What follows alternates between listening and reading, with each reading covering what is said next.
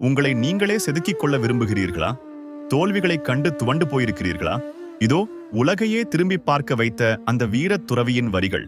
இவை வெறும் வார்த்தைகள் அல்ல, உங்கள் வாழ்க்கையை மாற்றப் போகும் 10 மந்திரங்கள். 1. எழுந்திருங்கள், விழித்துக் கொள்ளுங்கள். இலக்கை அடையும் வரை நில்லாமல் செல்லுங்கள். வாழ்க்கையில் தெளிவான குறிக்கோள் இருக்க வேண்டும். தூங்குவது உடல் மட்டுமல்ல, நம் மனமும் தான்.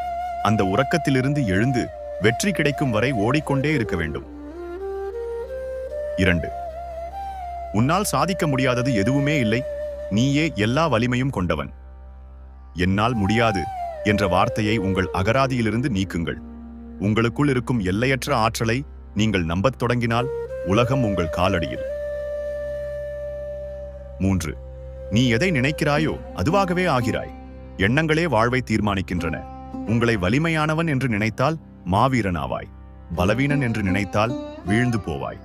நேர்மறை எண்ணங்களே வெற்றியின் ரகசியம். 4. ஒரு நாளில் உனக்கு எந்த பிரச்சனையும் வரவில்லை என்றால் நீ தவறான பாதையில் பயணிக்கிறாய். தடைகள்தான் நாம் சரியான பாதையில் செல்கிறோம் என்பதற்கான சாட்சி. பிரச்சனைகளைக் கண்டு பயப்படாமல் அதை ஒரு அனுபவமாக பாருங்கள். 5. பலமே வாழ்வு, பலவீனமே மரணம். உடல் ரீதியாகவும் மன ரீதியாகவும் உங்களை வலிமைப்படுத்திக் கொள்ளுங்கள். பயமும் தயக்கமும் தான் ஒரு மனிதனை உயிருடன் இருக்கும்போதே கொல்கிறது. 6. கீழ்ப்படிய கற்றுக்கொள். தானாகவே கட்டளையிடும் பதவி உன்னை வந்து சேரும்.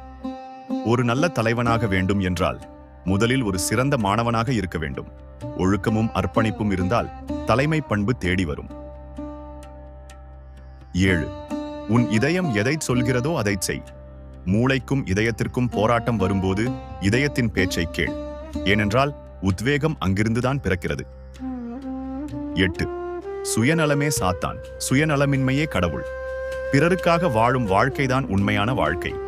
சுயநலம் உங்களை சுருக்கும், பொதுநலம் உங்களை விரிவடையச் செய்யும். 9.